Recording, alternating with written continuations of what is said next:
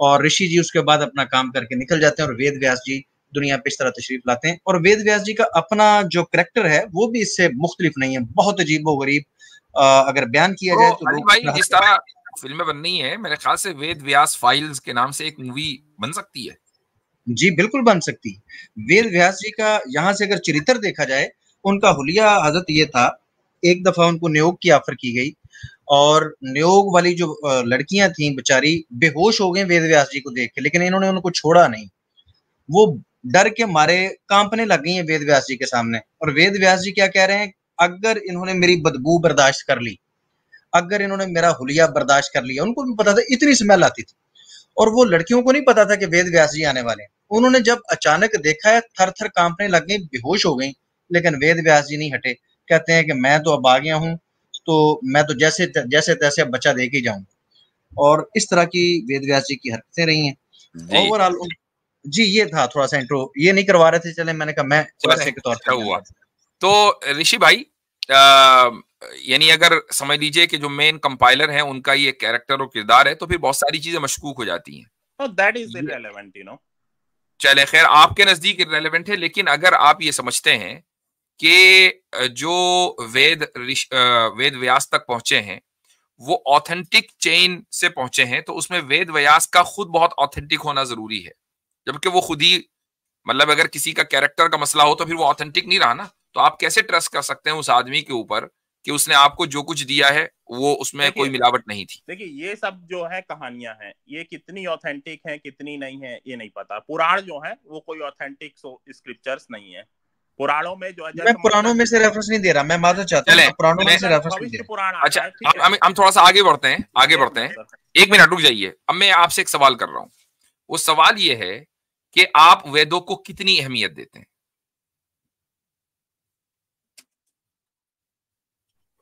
नहीं जी मेरे भाई। वेद तो जो है वो प्रमाण है हिंदू धर्म में, तो उनकी तो अहमियत सबसे ऊपर है ना? हाँ सबसे ऊपर कह सकते हैं। हाँ इंडियन कॉन्स्टिट्यूशन से ऊपर है? नहीं, इंडियन कॉन्स्टिट्यूशन से ऊपर नहीं है। अच्छा, बिल्कुल भी नहीं तो है। इसका मतलब ये हुआ कि फिर वेद सबसे ऊपर नहीं है? नहीं देखिए, हाँ इसी पे मैं आ रहा था क्योंकि मुझे पता था कि आप ये पूछेंगे। तो जो है धर्म से like I follow Hinduism, but जिसको आप लोग सिस्टम कहते हैं या दीन, देन आई फॉलो सेक्युलरिज्म और इंडियन कॉन्स्टिट्यूशन, ऐसे है। तो आप तो खुद इंडिया में नहीं रहते ना? और यही चीज मौलाना आजाद ने कही थी कि जो हिंदू पुराना जमाना वापस लाना चाहते हैं और जो मुसलमान पुराना जमाना वापस लाना चाहते हैं, ये दोनों ही गलत रास्ते पे हैं। ठीक है, तो एक तो चीज ये है कि किसी को इस वक्त ये नहीं है कि बाकायदा कोशिश चल रही है कि जी मुसलमान पुराना जमाना वापस लाना चाह रहे हैं, मुगल एम्पायर दोबारा खड़ा करना चाह रहे हैं, ऐसी कोई कोशिश मुसलमानों में हो नहीं रही है। हाँ, हिंदुओं में ऐसी कोशिश जरूर हो रही है। नहीं तो आप लोगों का तो पूरा तो हाँ, हमारा ये बात जरूर है, हम ये बात जरूर कहते हैं कि कुरान सबसे ऊपर है, कुरान सबसे ऊपर है। और इंसान जब कुरान इंसानी लिटरेचर से ऊपर है और कॉन्स्टिट्यूशन को इंसानी लिटरेचर मानते हैं। अब आप मुझे एक बात बताइए कि क्या उस कॉन्स्टिट्यूशन में कोई चीज गलत हो सकती है या नहीं हो सकती? हो सकती है। हो सकती है, ठीक है। अच्छा, वेदों में कोई चीज गलत नहीं हो सकती?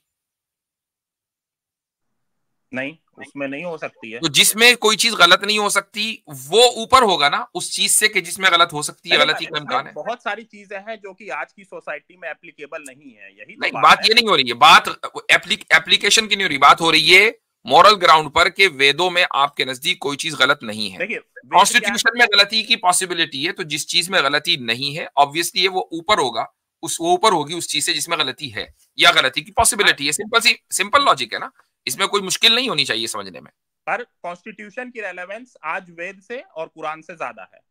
हम इसकी बात नहीं कर रहे हैं, हम ये कह रहे हैं कि सुपीरियर क्या है।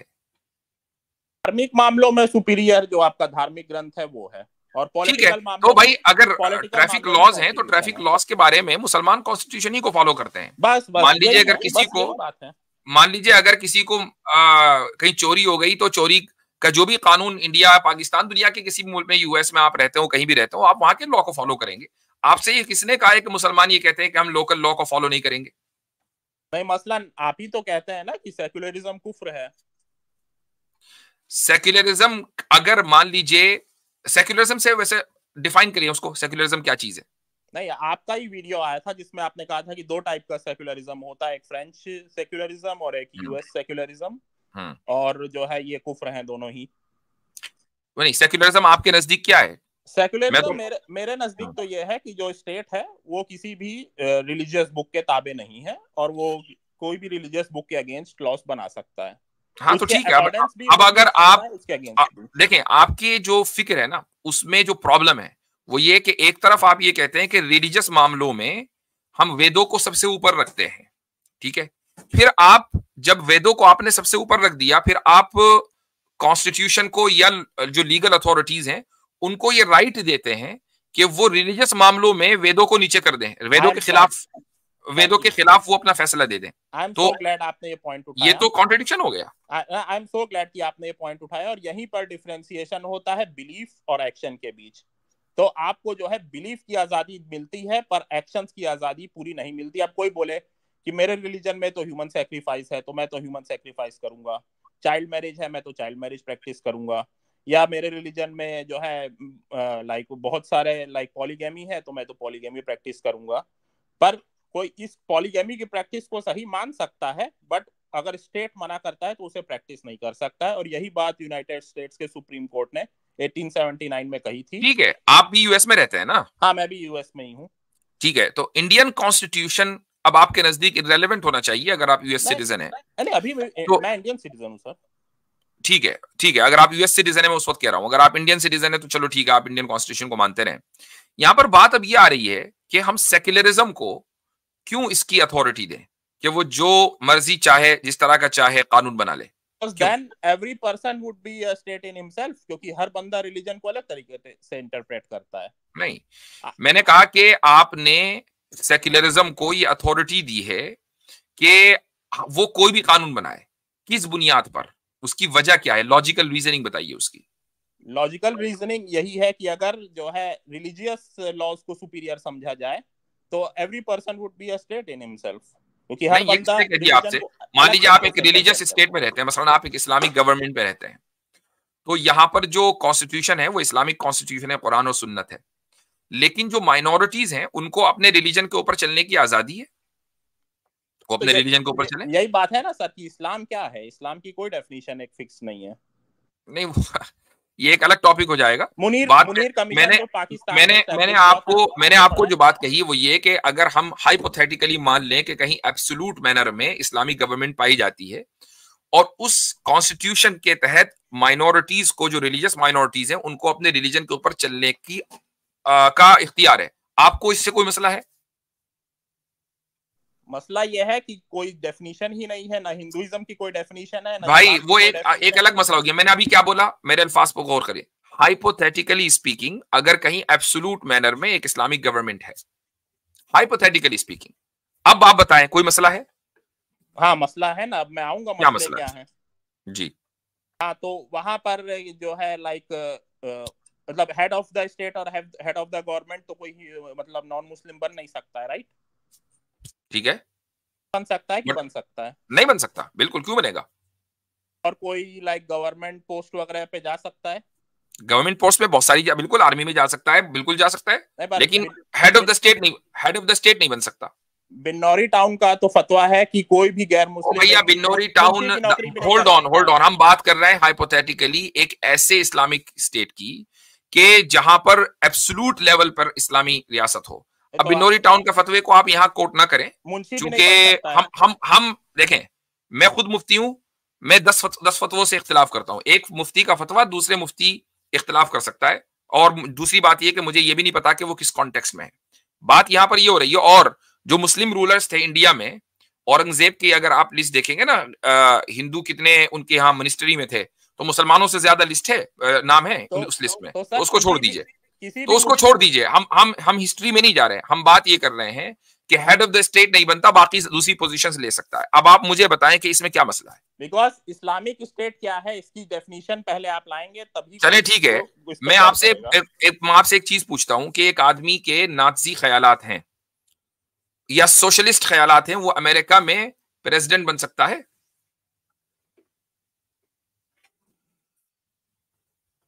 क्यों सोशलिस्ट होने का तो जो है लगाया जाता है इल्जाम, ओबामा पे भी, बाइडेन पे भी इल्जाम, और इस इल्जाम इसलिए लगाया जाता है ताकि इनको डिस्क्वालीफाई कर दिया जाए। लेकिन इमेजिन करें कि अगर ओबामा या उससे पहले जो भी दूसरे लोग थे वो ये कहें, मसलन वो था एक नाम जहन से गया, वो प्रेसिडेंशियल रेस में शामिल हुआ था, हाँ नहीं नहीं नहीं नहीं अभी अभी हाल फिलहाल में ही, तो एनीवेज, तो उसके ऊपर जो है ये इल्जाम लगा था कि वो सोशलिस्ट है और उसने उसका इनकार किया। इमेजिन करें कि अगर कोई ये मान ले कि हाँ जी मैं सोशलिस्ट हूं और मैंने नाजी पार्टी ज्वाइन नहीं की, लेकिन फाशिज्म बहुत अच्छी चीज है, मैं फाशिस्ट भी हूं, तो मुझे बताएं कि क्या वो प्रेसिडेंट बन सकता है? जी देखिए, यूएस कॉन्स्टिट्यूशन में तो ऐसी कोई मुमानत है नहीं, हाँ, पर उसे जो है लोगों का सपोर्ट नहीं मिलेगा। नहीं, मुमानत है, यूएस बात तो यही हो रही ना कि आप नाजीज्म से, भाई अगर आपने कभी यूएस सिटीजनशिप अप्लाई करेंगे ना, तो जब उस फॉर्म को भरेंगे ना, तो उसमें आपको ये लिखना पड़ेगा कि मेरा नाजियों से कोई ताल्लुक नहीं है, उसमें लिखना पड़ेगा, तब आपको सिटीजनशिप मिलेगी। जी हो सकता है, इसके बारे में मुझे मालूमात नहीं है। तो एक सेक्युलर नेशन में भी इस बात की गुंजाइश नहीं होती। आप ये कहते हैं कि सेक्युलर जो है वो बहुत ज्यादा ओपन होता है, मजहब के मामले में ओपन होता है कि आप अपने मजहब, जिस मजहब पर भी चाहे अमल करें, लेकिन जैसे ही सेक्युलरिज्म के मुकाबले में जो उसकी आइडियोलॉजी है, जैसे मसलन सेक्युलरिज्म की बैकबोन क्या है? कैपिटलिज्म है ना, जो उसकी बैकबोन है। नहीं, ऐसा जरूरी नहीं है। मैं आज के दौर में बात कर रहा हूं, अमेरिका में जो सेक्युलरिज्म है, फ्रांस में कैपिटलिस्ट सोसाइटीज है ना। हाँ, जैसे इंडिया में जवाहरलाल नेहरू से बड़ा सेक्युलर कौन हुआ है? पर अब मुझे एक बात नहीं, मैं आज के दौर की बात कर रहा हूं। अब आप मुझे बताएं कि इन कैपिटलिस्ट सोसाइटी में, जिस तरह सेक्युलरिज्म है किसी में, कैपिटलिज्म भी है किसी में, एक इस कैपिटलिस्ट सोसाइटी में आप जरा सोशलिज्म को इंट्रोड्यूस करा कर देखें, नहीं करा सकते आप। हाँ, उसको लोग अपोज करेंगे। हाँ, तो ये जो आप, यानी सेक्युलरिज्म में भी अपोजिशन है ना, आप सेक्युलरिज्म में जो चाहे नजरिया नहीं रख सकते, जो चाहे प्रैक्टिस नहीं कर सकते, हर जगह रिस्ट्रिक्शंस हैं। तो आप ये ना कहें कि जी सेक्युलरिज्म में बड़ी आजादी है और मजहबों के अंदर मसला है। प्रैक्टिस पे तो 1980s में मैं एक बात सब आपको ज्यादा पता होगा, 1980 70 जब वर्ल्ड वॉर चल रही थी, अगर यूएस में पता भी लग जाता था ना किसी को कि ये कम्युनिस्ट है, वो गायब हो जाता था दूसरे दिन। जी जी जी, बिल्कुल ऐसा ही है, बिल्कुल ऐसा ही है। और आज भी अगर आप मान लीजिए, मैं थोड़ी देर के लिए आप मसलन किसी सेक्युलर कंट्री में रहते हैं, मसलन इंडिया में एक सेक्युलर नेशन है, एक आदमी ये कहता है कि वो खिलाफत की बात करता है, तो उसको एनआईए उठा लेगी? नहीं, तो मैं इससे एग्री नहीं करता हूं ना। नहीं, वो आपके आपके और मेरे एग्री डिसएग्री करने, हम बात कर रहे हैं इज्म्स की, हम आइडियोलॉजीज की बात कर रहे हैं। आपने एक आइडियोलॉजी को दूसरी आइडियोलॉजी से कंपेयर किया है, तो हमें ये देखना है कि आप एक आइडियोलॉजी जिसको सुपीरियर मान रहे हैं, उसके अंदर क्या प्रॉब्लम्स हैं। सुप्रीम कोर्ट ने भी कहा है कि खालिस्तान की बात आप पीसफुली कर सकते हैं, ये कहा है सुप्रीम कोर्ट ने खुद। हाँ, लेकिन पाकिस्तान की बात आप पीसफुली भी नहीं कर सकते, बात तो ये है ना। अब जी ये सब पॉलिटिक्स है, तो इसमें कोई वो नहीं है। मैं जहां तक मेरा ये मानना है, जब तक कोई हथियार उठाने की बात ना करे, नहीं, हम हथियार उठाने की बात ही नहीं कर रहे हैं, तब तक सब हथियार उठाने, देखें, हथियार उठाने के खिलाफ हम आपसे पहले हैं। बात ये हो रही है कि अगर कोई मसलन एक सेक्युलर निजाम में रहते हुए खिलाफत की बात करता है, ठीक है कि जी खिलाफत होनी चाहिए, इस बुनियाद पर कि खिलाफत में जस्टिस ज्यादा है, सेक्युलरिज्म में नहीं है, तब भी सेक्युलरिस्ट उसको बर्दाश्त नहीं करते। नहीं करना चाहिए बर्दाश्त, हाँ। तो नहीं करते नहीं है, मैं उसकी बात कर रहा हूं ना। आपने एक आइडियोलॉजी को दूसरी आइडियोलॉजी से कंपेयर किया है, आपकी पर्सनल ओपिनियन की बात नहीं हो रही है यहाँ पर, ठीक है, यहां पर्सनल लेवल पर कोई गुफ्तगू नहीं हो रही है, आइडियोलॉजीज के दरमियान कंपैरिजन हो रहा है। इसलिए मैं ये कहता हूं कि आप जब एब्सोल्युटली ये स्टेटमेंट देते हैं ना कि कॉन्स्टिट्यूशन सबसे ऊपर है जो रिलीजियस स्क्रिप्चर से भी, तो फिर आप इंसाफ नहीं कर रहे हैं। ये सारी बात चूंकि ईमेल्स पर नहीं हो सकती थी, इसलिए आप यहां आ गए, अच्छा हुआ, ये इस तरह की गुफ्तगू आमने सामने बैठकर होती है। नहीं, तो आप भी तो कहते हैं ना कि रिलीजियस स्क्रिप्चर ऊपर है कॉन्स्टिट्यूशन से, तो ठीक है, वो आपका पॉइंट ऑफ व्यू है, ये मेरा पॉइंट ऑफ व्यू है, बस। बिल्कुल ठीक है, अगर यही आप इसी में खुश रहना चाहें तो फिर मेरे ख्याल से तो गुफ्तगू करने की कोई जरूरत ही नहीं है। नहीं, तो ये आपका पॉइंट ऑफ व्यू है, बट मैं उससे आपसे गुफ्तगू इसलिए हो रही है कि आप मुझे हफ्ते में ऑन एन एवरेज एक ईमेल करते हैं इस बात पे, ठीक है, इतने ईमेल करते हैं आप, तो अब इसका मतलब क्या है, आप ये चाह रहे हैं कि आपकी बात को कबूल किया जाए, जब तो ईमेल पे ईमेल्स आ रहे हैं ना। अब जब आपके पास कोई जवाब नहीं रहा तो आप ये कहते हैं नहीं आपकी बात मेरी बात मेरे साथ, आपकी बात आपके साथ, तो भाई इसका जवाब दे फिर, वरना फिर ईमेल करना छोड़ो। मैं अपने पॉइंट ऑफ व्यू को सही समझता हूँ, आपके पॉइंट ऑफ व्यू को मैं सही नहीं समझता। ऑब्वियसली बात है, मैं ये नहीं कह रहा हूं कि आप अपने मेरे पॉइंट ऑफ व्यू को सही समझें। बात यह है कि अगर आप अपने पॉइंट ऑफ व्यू को सही समझते हैं और चाहते हैं कि हम उसे तस्लीम करें, और इसीलिए आप हमें उसको बार बार ईमेल करते हैं, तो अब जब हमने आपके पॉइंट ऑफ व्यू के अंदर जो फ्लॉज और जो एरर्स हैं, जो प्रॉब्लम है, उसको साबित किया, तो आपके पास सिर्फ ये डिफेंस है कि नहीं बस मेरे नजदीक ठीक है। That's not how you have a conversation. नहीं तो मैंने तो आपसे क्लियर कर दिया ना कि एक्शंस और बिलीफ्स में फर्क समझना चाहिए। अब मसलन कोई बोले कि ह्यूमन सैक्रिफाइस मेरे रिलीजन का हिस्सा है, ठीक है, तो क्या नहीं, मैं एक बात बताता हूं, देखिए सुन लीजिए, एक्शन अगर क्या किसी चीज के ताल्लुक से बात करने को आप एक्शन मानते हैं, या अभी आप इसको बिलीफ ही मानते हैं? बात करने में तो कोई आपत्ति नहीं है, बात करने में ही आपत्ति है सेक्युलरिज्म में। बात यही हो रही है बस, तो आप सेक्युलर निजाम में, आप फ्रांस में, मसलन फ्रांस जो है सेक्युलरिज्म का समझ लीजिए कि वो सबसे बड़ा टेम्पल है, ठीक है, वहीं पर सारा फ्रेंच रेवोल्यूशन और क्या क्या, भाई दो ही तो है ना, अमेरिकन रेवोल्यूशन हुआ और फ्रेंच रेवोल्यूशन हुआ, सेक्युलरिज्म इन दोनों की शादी से बना है। तो फ्रांस में जरा आप सेक्युलरिज्म के बारे में उसके खिलाफ बात करके दिखाएं। मैं अगर फ्रांस जाऊं ना और जाकर ये कह दूं कि सेक्युलरिज्म बहुत खराब चीज है, तो अगर मैं फ्रेंच सिटीजन नहीं हूं तो नेक्स्ट टाइम मुझे फ्रांस में एंट्री नहीं मिलेगी, मुझे डिपोर्ट कर दिया जाएगा। और अगर होल्ड ऑन, और अगर फ्रेंच सिटीजन हूं और नेचुरलाइज्ड तरीके से, नहीं वहां का बॉन्ड नहीं हूं, मतलब मोरक्को इधर उधर से कहीं आए हो, तो मुझे वापस अपने मुल्क भेज दिया जाएगा, तुम निकलो, तुमने सेक्युलरिज्म के खिलाफ बात कैसे कर ली? एक्शन की बात नहीं हो रही भाई, होलोकॉस्ट डिनायल और कई सारे मसले हैं, पर मैं इंडियन कॉन्टेक्स्ट में बात कर रहा हूं कि मतलब तो इवन भाई इंडियन जो कॉन्स्टिट्यूशन है वो भी वेस्टर्न कॉन्स्टिट्यूशन से ही इंस्पायर्ड है। कोई नेताजी जो है वो, नहीं क्या नाम उनका, अम्बेडकर जी जो है वो अपने घर से नहीं लाए थे, उन्होंने वेस्टर्न कॉन्स्टिट्यूशन को ही पढ़कर बनाया था ना। इंस्पायर्ड है, इस बात में कोई डाउट नहीं है, पर जो इंडिया और चूंकि कॉन्स्टिट्यूशन में तब्दीलियां होती रहती हैं, अमेंडमेंट्स होते रहते हैं, तो एट दिस प्रेजेंट मोमेंट हो सकता है कि आपको बजाहिर कोई ऐसा एरर नजर ना आ रहा हो, लेकिन आज से 100 साल के बाद इंडियन कॉन्स्टिट्यूशन की वो सूरत हाल ना हो जो आज है, वही वाली हो जो फ्रांस में हो। और जो तब्दीलियां, जो अमेंडमेंट्स जो होते हैं वो माइनर अमेंडमेंट्स होते हैं, जो बेसिक स्ट्रक्चर है कॉन्स्टिट्यूशन का वो नहीं चेंज कर सकता कोई, कि डेमोक्रेसी को हटा के जो है कोई मोनार्की ले आए, या सेक्युलरिज्म को हटा के कोई मनुस्मृति ले आए, इस टाइप के जो है, इसीलिए अमेंडमेंट कहा जाता है। भाई ऐसा हो रहा है, आपको शायद पता नहीं है कि आपको पता नहीं। अच्छा, कितने ही ऐसे लीडर्स हैं जिन्होंने बात कह दी है कि हम संविधान को पूरी तरह चेंज करना चाहते हैं। राइट, नहीं मैं ये कहता हूं कि सही मुस्लिम साहब, मैं ये कहता हूं कि डेमोक्रेसी का मतलब क्या है? अक्सरियत, मेजोरिटी का रूल ना, क्योंकि इंडियन साहब मेजोरिटी का रूल, डेमोक्रेसी की वैल्यू मेन तो यही है ना कि मेजोरिटी जो चाहे वो हो।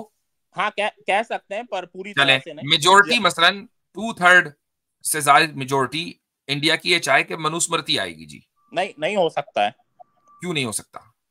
क्योंकि कॉन्स्टिट्यूशन जो है उसका बेसिक स्ट्रक्चर ना पार्लियामेंट चेंज कर सकता है ना कोई चेंज। तो इसका मतलब डेमोक्रेसी भी आपके यहाँ एग्जिस्ट नहीं करती है, क्योंकि डेमोक्रेसी में अक्सरियत की विश को, उसकी विल को माना जाता है। अक्सरियत कुछ भी कहना चाहे ऐसे थोड़ी हो सकता है, कल को अक्सरियत कह सकती है कि सबको हिंदू बना दो, जो तो इसका मतलब तो ये हुआ कि जो 300-400 लोग कॉन्स्टिट्यूएंट असेंबली में बैठे थे वो अब for ever and ever India की किस्मत का फैसला करेंगे।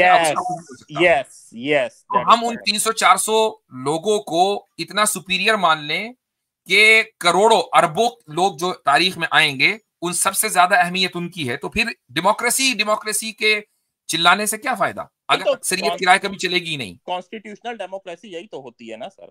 हमारे यहाँ कॉन्स्टिट्यूशन सुप्रीम है, जैसे ब्रिटेन में पार्लियामेंट सुप्रीम है, पार्लियामेंट कोई भी लॉ बना सकती है और उसको चैलेंज नहीं किया जा सकता है। हमारे यहाँ कॉन्स्टिट्यूशन सुप्रीम है, पार्लियामेंट अगर कोई लॉ बनाएगी तो उसका जुडिशियल रिव्यू सुप्रीम कोर्ट करेगा, और अगर उसको अनकॉन्स्टिट्यूशनल लगेगा तो supreme court will struck it down. जैसे एनजेएसी को 2015 में, नेशनल जुडिशियल अपॉइंटमेंट कमीशन को, दोनों पार्लियामेंट, आप मुझे वो सारी बातें बता रहे हैं कि जो एक डेमोक्रेटिक सेटअप के अंदर होती हैं। मैं तो डेमोक्रेसी के ऊपर जो उसकी बुनियादी वैल्यू है डेमोक्रेसी की, वो क्या है कि जी अक्सरियत का, मेजोरिटी का रूल, मैं उस पर सवाल उठा रहा हूँ। एक तरफ डेमोक्रेसी में मेजोरिटी का रूल है और दूसरी तरफ नहीं है, दूसरी तरफ माइनॉरिटी भी नहीं, माइनॉरिटी यानी 1% भी नहीं, 250, 400, 500 लोग, उन्होंने बैठकर तारीख के तमाम इंसानों का उस मुल्क में जो पैदा होंगे उनका फैसला कर दिया। That's not fair. अच्छा हजरत, एक बात और हमारे इंडियन भाई ने कही कि सुप्रीम कोर्ट के पास जाती है कोई अगर अमेंडमेंट होता है, तो अब तो मतलब सुप्रीम कोर्ट के हाथ में बात चली गई, अगर वो चाहे तो बदल दे, वो ना चाहे तो रहने दे। हाँ, वो अगर कहता है कि ये कॉन्स्टिट्यूशन के अकॉर्डिंग है, सुपीरियर कौन हुआ फिर, कॉन्स्टिट्यूशन या supreme court? Final interpreter of the नहीं, चले ठीक है, मैं उसको मान लेता हूँ कि सुप्रीम कोर्ट जो है वो कॉन्स्टिट्यूशन को इंटरप्रेट करती है, वो मैंने मान लिया। मेरा सवाल यहाँ पर जो प्रोसेस है ना, एक डेमोक्रेटिक सेटअप का में जो प्रोसेस होता है उस पर नहीं है। मेरा जो क्वेश्चन है वो डेमोक्रेसी के ऊपर है कि डेमोक्रेसी में भी मेजोरिटी रूल नहीं है, आपने खुद मान लिया मेजोरिटी रूल नहीं है, और ये तो बहुत अच्छी बात है। मेजोरिटी रूल, अगर कर को मेजोरिटी कुछ भी चाहे तो उसको फॉलो किया तो जाएगा। अब अगर यही बात अगर हम ये कह रहे हैं कि भाई एक मजहब अगर चाहे, मजहब के मानने वाले के दो लोग उसके मुताबिक फैसला करें, जिंदगी गुजारें, तो आपको प्रॉब्लम है? क्योंकि मजहब क्या है, यही तो सबसे बड़ी प्रॉब्लम है ना।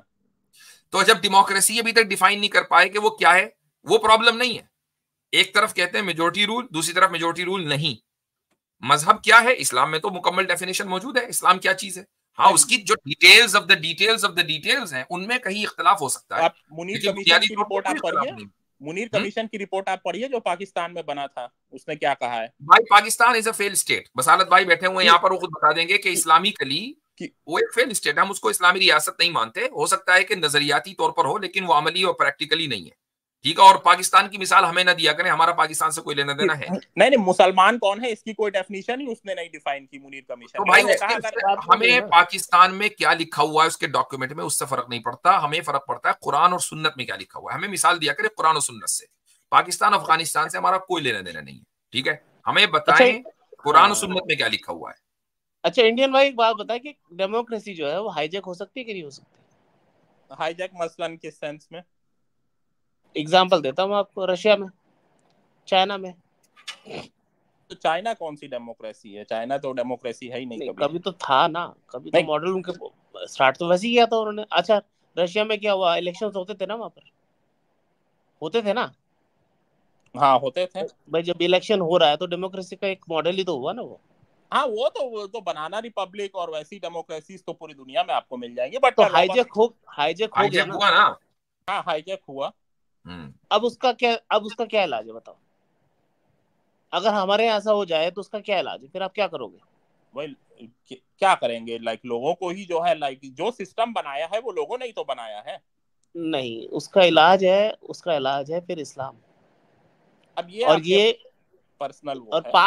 पास्ट में इस्लाम ने ऐसा करके दिखाया है। जब मोनार्कीज थी उसको तोड़ने वाला इस्लाम था। अगर डेमोक्रेसी, अगर आज का जो सेक्युलरिज्म किसी ने इंट्रोड्यूस किया है सही मायने में, तो इस्लाम ने इंट्रोड्यूस किया है। आप मानते भी नहीं इस बात को यार? क्यों मुफ्ती साहब क्या कहेंगे? मैं यहाँ पर इंजेक्ट करूंगा ये बात कि आप सही मुस्लिम साहब, मुझे इस टर्मिनोलॉजी से इख्तिलाफ है कि सही मानों में सेक्युलरिज्म अगर किसी ने इंट्रोड्यूस किया तो ठीक है, मैं समझ गया आपकी बात। हाँ, आई डोंट नो के, लेकिन जो सेक्युलरिज्म की डेफिनेशन उसका इस्लाम से कोई ताल्लुक नहीं। मुझे पता था मुफ्ती साहब को इख्तिलाफात होंगे इस पर, इसीलिए मैंने कहा कि मुफ्ती साहब इंटरजेक्ट। नहीं, मैं कुछ और सेंस में बात कर रहा था, मैंने सही टर्मिनोलॉजी यूज नहीं की, उसके लिए अपोलॉजी। बट बात तो ये, मोनार्की को तो तोड़ा है। हाँ, वो बात ठीक है, डिक्टेटरशिप और मोनार्की के खिलाफ है। जवाहरलाल नेहरू ने भी कहा था एक बार कि जो है मेजॉरिटी हमेशा सही हो, ऐसा जरूरी नहीं है। हाँ, तो अब जब आप खुद ही इस बात को मान रहे हो तो फिर आपकी जो डेमोक्रेसी है वो तो गई तेल लेने, ठीक है। मेजोरिटी हमेशा सही हो ये कोई जरूरी नहीं। मेरा और आपका जो है ना, इस पर कोई इख्तिलाफ नहीं है। वी एग्री कि मेजोरिटी हमेशा सही हो कोई जरूरी नहीं है। अब जब आप ये कहते हैं कि सेक्युलरिज्म इसलिए अच्छा है कि उसमें सबकी बातों को माना जाता है, तो फिर मेजोरिटी तो सही हो, इसकी ये कोई तय बात नहीं है। हम जब ये कहते हैं कि एक इस्लामी रियासत है, इस्लामी रियासत दीन के एतबार से चलेगी। दीन का मतलब है कुरान और सुन्नत। पाकिस्तानी डॉक्यूमेंट, अफगानिस्तानी डॉक्यूमेंट दीन नहीं है। दीन का मतलब है कुरान और सुन्नत। कुरान और सुन्नत के एतबार से दीन को मुकम्मल तरीके से डिफाइन किया गया। मुसलमान कौन है, माइनॉरिटीज के राइट्स क्या है, हर चीज को वेल डिफाइन कर दिया गया। उसमें किसी के साथ नाइंसाफी नहीं है। माइनॉरिटी राइट्स तो डिफाइन नहीं है ना? डिफाइन है, आपके अलग हैं, बिनौरी टाउन के अलग हैं भाई। फिर वही बात मैं कह रहा हूं कि माइनॉरिटी राइट्स डिफाइन हैं, बट बिनौरी टाउन तो एकदम बिनौरी टाउन। अच्छा क्या कह रहा है बताओ, उसका फतवा नंबर बताओ मुझे, क्या कह रहा है कि मुंशी भी नहीं रखा जाता इस्लामिक रियासत में गैर। अरे मुझे बताइए ना कि उसका फतवा नंबर बताइए। तो मैं मोबाइल पे हूँ तो वो मैं आपको ईमेल करूंगा, वो अभी मैं नहीं दे सकता आपको, मैं ईमेल पे आपको भेजूंगा। चले फिर मेरे हिसाब से मुफ्ती साहब बात हो गई। हाँ, बात हो गई है। शेख अहमद सरहिंदी ने भी कहा कि गैर मुस्लिमों को चले वो जब जब कहा होगा तो तब देखेंगे। ठीक है इंडियन साहब, हम बात देखें, ये सारी बातें जो है कुरान और सुन्नत से दिखाइएगा मुझको। बाज मर्तबा मुख्तलिफ उलमा अगर बात करते हैं तो वक्ती हालात की वजह से करते हैं। मिसाल के तौर पर अगर हमें ये पता चल जाए कि माइनॉरिटीज जो हैं वो मुखलिस नहीं है, बल्कि यानी वो इस बात का इम्कान है कि वो रियासत को नुकसान पहुंचा दें, तो वक्ती तौर पर ये कहा जा सकता है कि भाई इनमें से किसी को आप कोई पोजीशन न दें। ठीक है, चूंकि रियासत को नुकसान या स्टेट को नुकसान नहीं होना चाहिए ना, स्टेट को नुकसान हो जाएगा तो अनार्की फैल जाएगी हर जगह, लोग ब्लैकशेड होगा। वक्ती तौर पे रूल्स बदल सकते हैं, वक्ती तौर पर ये इंतजामी है, ये इंतजामी है मेरे भाई, ये कॉन्स्टिट्यूशनल नहीं है, ये इंतजामी चीजें जिसका ताल्लुक के माइक्रो मैनेजमेंट से होता है, उन चीजों के अंदर तब्दीली हो सकती है। तो लेकिन एनीवेज आपसे इतनी गुफ्तगू हुई, अगली मरतबा फिर आइएगा। Email, thank you so much. Email tsunami बंद करें, उसका कोई फायदा नहीं है, मैं पढ़ता भी नहीं आपका ईमेल, बस देख लेता हूँ कि हाँ कुछ है। हाँ, नहीं, मैं आपको अपना व्हाट्सएप नंबर भेज दूंगा, तो फिर जो है तो चले, ठीक है, ओके, चलिए, thank you sir, thank you so much. अच्छा, नेक्स्ट हमारे साथ हैं पहले बसालत भाई आ गए हैं। बसालत भाई, जी हाँ, बसालत साहब क्या हाल चाल है? अस्सलाम वालेकुम तमाम पैनलिस्ट को। मैं बस गुजर रहा था रास्ते से, मैंने देखा आज Q&A सेशन ऑन हुआ है और 1.4 के करीब लोग देख रहे हैं, तो मुझे लगा, मैंने कहा आज वाजी साहब ने डिसाइड किया है ईद से पहले जो है ना एक छक्का लगा दिया जाए। तो जज़ाकल्लाह, कंटिन्यू करें। अच्छा, तो अब हमारे पास चंद ही मिनट से मुझे निकलना है, हमारे यहाँ सोलर एक्लिप्स प्रेयर इंशाल्लाह सलातुल कुसूफ होने वाली है। अमेरिका, कनाडा, मैक्सिको, इन सब जगहों पर आज सोलर एक्लिप्स है। थोड़ी देर में नमाज शुरू होगी तो मैं निकलूंगा, तो स्ट्रीम खत्म करेंगे। तो ये न्यूट्रल शायद पहले, हाँ ये पहले आए थे, इन्हीं को ले लेते हैं जी। हेलो जी भाई बोले। आपसे कुछ क्वेश्चंस था इस्लाम के बारे में, पूछ सकता हूँ? हाँ, आप सनातनी है ना? गलत होगा ना ऐसा, मेरे को सनातनी बोलना, मतलब अपने आप को क्लेम करना? आई डोंट नो, आप मैं पूछ रहा हूँ आप क्या है? एक मिनट, मैं बाय बर्थ सनातनी हूँ, पर अभी मैं प्रैक्टिकल पॉइंट ऑफ व्यू से चल रहा हूँ। पर्टिकुलर पॉइंट ऑफ व्यू से चल रहे हैं? कौन सा पर्टिकुलर पॉइंट ऑफ व्यू भाई? मतलब क्वेश्चंस करना, मतलब अभी इस्लाम में कुछ मुझे गलत लगा तो मैं इस्लाम से क्वेश्चंस कर दूंगा, अभी मुझे सनातनी में कुछ गलत लगा वो सही लगा तो इस वक्त आपकी आइडियोलॉजी जो है वो क्वेश्चनिज्म है कि बस मैं क्वेश्चन करूंगा, मुझसे कोई क्वेश्चन ना करे। अच्छा मुफ्ती साहब, मैं अगर इजाजत दें, मैं इनका मेरे पॉइंट ऑफ व्यू पर भी आप कर सकते हैं। ठीक है, आप इनका नाम एक बार अगर पढ़ लेते मुफ्ती साहब तो। इनका नाम जो है वो है सुमित कटवे। ये क्या मतलब है? ये फेक आईडी है। फेक आईडी तो अब आजकल सुमित भी कटवे होने लगे क्या? हम तो अरे मेरे को क्या पता। अच्छा ठीक है, नहीं लिखा तो आप ही ने ना, तो हजरत थोड़ा सा हमें समझा दें। नहीं आप रहने दे, आप रहने दे। क्वेश्चन जी भाई, तो अब आप अपना क्वेश्चन रख लें। सर मैं मॉरलिटी के बेसिस पे क्वेश्चन करूंगा आपको इस्लाम के बारे में। जी सर, अभी इस्लाम में कोई एक आदमी का कत्ल कर देता है तो उसे क्या मानते हैं आप? मतलब बिना कुछ वजह के वो एक आदमी को कातिल, मतलब वो सजा के लायक है, मतलब सजा दे।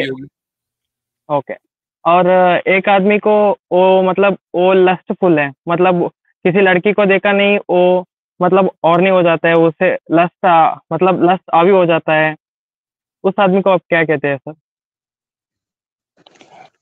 आप कहना कि आप एक काम करो, अपना पूरा सवाल रख दो, ये क्विज ना करें।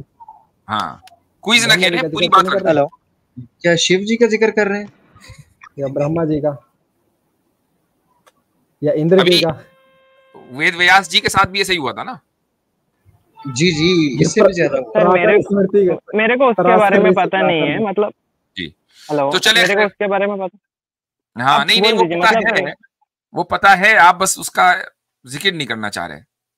नहीं, मुझे नहीं पता है। नहीं पता तो बता दें न्यूट्रल भाई, अगर नहीं पता तो बता दें आपको सर जी, उसका भी तो पता होना चाहिए ना। बता दें, सवाल कर रहा हूँ ना, बता दीजिए आप। उसके बाद मैं सवाल पूछ रहा हूँ ना, उसके बाद जवाब मिलने के बाद आप मुझे बता दीजिए, मैं सुन लेता हूँ। आप चले ठीक है, एक मिनट होल्ड ऑन, मैं आपको बेनिफिट ऑफ डाउट देता हूँ, आप पूरा सवाल रखें। हाँ ओके सर, मैं पूछ रहा हूँ ना, एक आदमी है जो लस्टफुल है, जो ये सवाल नहीं है, ये क्विज खेल रहे हैं आप। पूरा सवाल रखें कि मजहब के ताल्लुक से, रिलीजन के ताल्लुक से आपका क्या सवाल है? रिलीजन से ताल्लुक के बारे में सवाल कर रहा हूँ ना, मतलब आपका पॉइंट ऑफ व्यू में जानना चाहता हूँ इस्लाम के बारे में। आपका मेरा पॉइंट ऑफ व्यू जब आएगा, जब आपका सवाल मुकम्मल हो जाएगा आखिर तक। हाँ सर, एक लस्टफुल आदमी है, उसे आप इस्लाम में क्या कहते हैं? मतलब हम कुछ नहीं कहते, अब आगे बोले। ओके, अगर एक लस्टफुल आदमी है जो एक लड़की को देख के इतना सेक्सुअल हाइपर एक्टिव हो जाए, तो आप उस आदमी को क्या कहते हैं? वेद व्यास जी कहते हैं उसको। आप वेद व्यास जी कहते हैं आप? जी ओके सर, सही मुस्लिम आप वेद व्यास जी बोलते हैं, वेद व्यास जी, उसको वेद व्यास जी। वेद व्यास, ओके सर, वेद व्यास जी बोलेंगे। न्यूट्रल भाई, वो वेद व्यास जी लड़कियां कांपती हुई देख के बिना लस्ट पे काबू नहीं पा सके जी। डर के मारे लड़कियां बेहोश हो गई हैं, और लिखा हुआ है कि उसने सारी रात उनको नहीं छोड़ा। और मेरा ख्याल है आप शायद हनुमान जी के पिताजी की बात कर रहे हैं। मैं माजरत चाहता हूँ फिर से तमाम लोगों से। एक तो जब भी किसी भगवान की बात की जाए, ऐसी बात निकल आती है कि पहले माजरत करनी पड़ती है। देखें हनुमान जी की रेफरेंस दे दीजिए, मैं पढ़ लेता हूँ जी। वाल्मीकि रामायण से रेफरेंस ले लीजिए। वाल्मीकि रामायण में लिखा है कि अपना हनुमान जी की जो माता थी अंजना, कसेरी नामी बंदर की वो पत्नी थी। एक दफा वो पहाड़ पे खड़ी थी, तो पवन देव का वहां से गुजर हुआ। तो अब माजरत के साथ में वो तमाम अल्फाज तो नहीं दोहरा सकता कि वो कैसे कैसे हिप्स की बात हुई है और कैसे कैसे उनके ब्रेस्ट की बात हुई है, पूरा साइज बताया हुआ है। वो कहते हैं कि उसने जब ये देखा तो उसने उसके कपड़े ही उतार दिए। कपड़े उतार के तो वो उधर ही शुरू हो गया, इतना लस्टी था। और हनुमान जी की माता कहती है कि कौन है जो ये वायोलेशन कर रहा है? तो कहता है ये वायोलेशन नहीं है, ये तो मैं बच्चा ट्रांसफर कर रहा हूँ, परेशान नहीं होना, ये कोई वायोलेशन नहीं। तो इस तरीके से उसने हनुमान को पहाड़ की चोटी के ऊपर जो है वो दान दिया अंजना नामी खातून को, और फिर हनुमान जी पधारे इस लस्टी काम से। तो इसके बारे में आपने कभी नहीं गौर किया? नहीं सर, नहीं, इनको असल में सही मुस्लिम में गौर करना जरूरी समझते हैं ये। वेद व्यास जी तो बिल्कुल दूध के धुले थे ना, हनुमान के सब जितने भी हैं, कृष्ण जी हैं, राम, ये जो होती ना रास लीला, सब बिल्कुल एकदम ठीक था, एकदम मोरल था। जो आप मेरे से सवाल कर रहे हैं ना, आप बेहतर होगा कोई सनातन या हिंदुइज्म को पूरी तरह से पढ़ा हो। मैं आपसे एक सवाल ये करता हूँ कि आपने क्या कभी किसी पंडित से ये सवाल किया कि तुम्हारे यहाँ मोरालिटी क्यों नहीं है? क्योंकि आप मुझे लग रहा है कि आप इतने मोरल हैं कि आपके नाम का जो आपका जो सेकंड नेम है वो भी आपका बिल्कुल ही ठीक है। ये जो आपने सेकंड नेम लगाया ना सुमित के आगे, ये तो मोरल नाम है ना, आप तो बहुत मोरल आदमी हैं। मेरे को एक आप इतने मोरल हैं, हाँ। तो उस मोरालिटी की बुनियाद पर आपने पंडित से सवाल क्यों नहीं किया सनातन के? क्योंकि आप अपने घर, चूंकि सनातन से आप निकले हैं, तो पहले अपने घर के बारे में आदमी को बाखबर होना चाहिए ना। हाँ ओके सर, मैं सवाल करता हूँ, मैं हिंदुइज्म के बारे में सवाल करता हूँ। आप किससे सवाल किया था? हाँ सर, किससे सवाल किया था और क्या जवाब मिला था? सर मैंने इनसे सवाल किया था, मतलब सनातनी समीक्षा जी का एक यूट्यूब चैनल है, उसमें मैंने सवाल किया था कि राम जी ने सीता जी को क्यों वनवास में छोड़ दिया, मतलब उनको क्यों वहां पे छोड़ दिया। मैं सवाल करता जा रहा हूँ, जैसे जैसे मेरे को डाउट आ रहे हैं मैं वैसे वैसे सवाल करता जा रहा हूँ। आप नेक्स्ट टाइम ये सवाल करिएगा कि वेद व्यास जी का चक्कर क्या था, इतना लस्ट क्यों था, इतने लस्टी क्यों थे वो? हाँ मैं कर लूंगा। हाँ ये सवाल कीजिएगा। तो बाकी ये है कि हजरत इतने लस्टी थे, एक वाकया मैं जस्ट कोट करना चाहूंगा क्योंकि हो रहा है, इतने लस्टी थे। एक दफा वो तपस्या कर रहे थे, तो उन्होंने देखा कि एक अप्सरा आ गई है। जब उसने देखा तो उसने तप शप छोड़ दिया और तैयार हो गया। अप्सरा ने देखा कि मेरी खैर नहीं, वो तोता बन गई। लेकिन उसने कहा तू बेशक तोता बन गई है, अब मैं तो अपनी लस्ट को पूरा करूंगा। उसने हाथ में 2 लकड़ियां पकड़ी हुई थी, रगड़ रगड़ के सर उसने सीमन अपना ड्रॉप कर लिया, और उससे भी फिर एक बच्चा उसने पैदा कर दिया। और लस्ट जा ही नहीं रही थी उसकी, इतना लस्टी था कि लकड़ियों के साथ ही काम चला लिया। चले ठीक है, इतना काफी है अली भाई, आज के लिए इतना काफी है। अली भाई जज्बाती हो गए। सर आपका हो गया तो मेरा, चले ठीक है भाई, ऐसा है हमें स्ट्रीम भी खत्म करनी है, तो आपसे बात हो गई। आपसे अब बात करेंगे हम ईद के बाद। चूंकि आपके साथ जो टॉपिक है ना, क्वेश्चन आपने तो सब कुछ बोल दिया, मेरा क्वेश्चन का जवाब भी आपने नहीं दिया। आपके क्वेश्चन का जवाब हो गया मेरे भाई। अब हम आगे बढ़ेंगे चूंकि मेरे पास कहा था जो चलो यार। अच्छा जी, मैं इस वक्त सिर्फ दो लोगों को लूंगा, 2-2 मिनट। पायोनीर। अच्छा, 2 ही लोग हैं, ठीक। अस्सलाम वालेकुम। वालेकुम सलाम। मुफ्ती साहब, मुझे एक क्वेश्चन करना था आपको। कीजिए। मुसलमान क्या होली मना सकता है? नहीं। तो इसका कोई हवाला मिल सकता है क्या? होली क्यों मनानी है? इसलिए कि वो एक रिलीजियस रिचुअल है ना, मैच सेलिब्रेशन नहीं, एक रिलीजियस सेलिब्रेशन है, रिलीजियस रिचुअल है। तो मुसलमानों के अपनी रिलीजियस एक्टिविटीज हैं, वो अपने रिलीजियस एक्टिविटीज करें, दूसरे रिलीजियस एक्टिविटीज करने का कोई मतलब ही नहीं है ना। ये सवाल मेरे को पूछने का कोई वजह भी है, क्योंकि मैं जहां से बिलोंग करता हूं वहां भी एक मुफ्ती मुस्तफा कमाल अजहरी नाम का एक मुफ्ती अभी बहुत मीडिया में बोल रहे हैं कि मुसलमान होली भी मना सकते हैं और अपना वालिद। वो गलत कह रहे हैं, ऐसे मुनाफिकों को ना सुना करें, तो वो गलत कह रहे हैं। लेकिन क्या है, मेन स्ट्रीम जी, मेन स्ट्रीम की बात कर रहा हूं मैं, मेन स्ट्रीम उलमा की बात कर रहा हूं। उनमें कोई इजाजत नहीं देता होली दिवाली मनाने की। वो तो खुद का नाम का अजहरी भी लिखते हैं। चले ठीक है, वो कुछ क्या लिखे हैं अब आई डोंट नो। चले जी, 2 मिनट हो गए थे। रेक्स के लास्ट कॉलर है हमारा। अस्सलाम वालेकुम मुफ्ती साहब जी। मेरा बस एक डाउट था, एक हदीस से रिलेटेड। बुखारी 268 में बोला गया है कि मोहम्मद साहब के मतलब पास जो आप 1 मिनट होल्ड ऑन। आप सनातनी हैं? नहीं, मैं मुसलमान। मोहम्मद साहब क्या? मोहम्मद साहब तो नहीं कह सकते फिर आप। मोहम्मद सल्लल्लाहु अलैहि वसल्लम, प्रॉफिट जी। क्या है बुखारी, कौन सी हदीस है? 268 जी। उसमें जो 30% वाली बात बोली है, बस वो वाली समझ नहीं आई। वो बात मतलब सही बोली है कि गलत बोली? 30%? कहाँ 30%? नहीं, 30% वाली बात जो बोली कि मतलब 30 लोगों मतलब जितनी स्ट्रेंथ थी, वो वाली बात।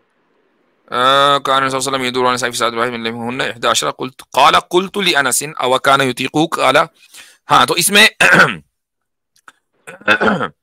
जो स्टूडेंट है अनस इब्न मालिक के, वो पूछ रहे हैं कि क्या आप सल्लल्लाहु अलैहि वसल्लम इतनी ताकत रखते थे? तो उन्होंने कहा कि हम ये बात किया करते थे, हम ये बात किया करते थे। रसूलुल्लाह सल्लल्लाहु अलैहि वसल्लम ने नहीं कहा कि मुझे इतनी ताकत मिली, उतनी ताकत मिली। सहाबा आपस में, अनस इब्न मालिक खुद कह रहे हैं कि हम आपस में ये बात किया करते थे कि इनको 30 मर्दों की ताकत मिली है। तो अब मुझे अच्छा, और दूसरी बात ये है कि ताकत कम और ज्यादा मिलना, मतलब इसमें प्रॉब्लम क्या है? एक आदमी को 100 मर्दों की ताकत मिल जाए, क्या प्रॉब्लम है इसमें? जी कोई मतलब मैं वही चीज बस असल कमाली ये है कि एक आदमी को मिली ताकत 30 मर्दों की जी, और एक वक्त में ज्यादा से ज्यादा बीवियां उनके पास 9, भाई होनी चाहिए फिर 30। जी ये बात तो सही बोली। ठीक है जी, आपका बहुत बहुत शुक्रिया जी। ओके, तो आज हम यहीं रुकते हैं, चूंकि हमारे यहाँ अब नमाज शुरू होने वाली है, सलातुल कुसूफ। तो चले इंशाअल्लाह ईद के बाद फिर हम एक स्ट्रीम रखेंगे, तो थोड़ा सा लंबी हो जाएगी, उस पर बात करेंगे, क्योंकि अभी तो 2 ही घंटे, तो हमें 3 घंटे चलना चाहिए था, लेकिन ईद के बाद इंशाअल्लाह। ठीक है, चलें। सभी लोगों को पेशगी और एडवांस ईद मुबारक। जज़ाकुमुल्लाह खैरन। अस्सलामु अलैकुम व रहमतुल्लाहि व बरकातुहू। वालेकुम अस्सलाम। ईद मुबारक।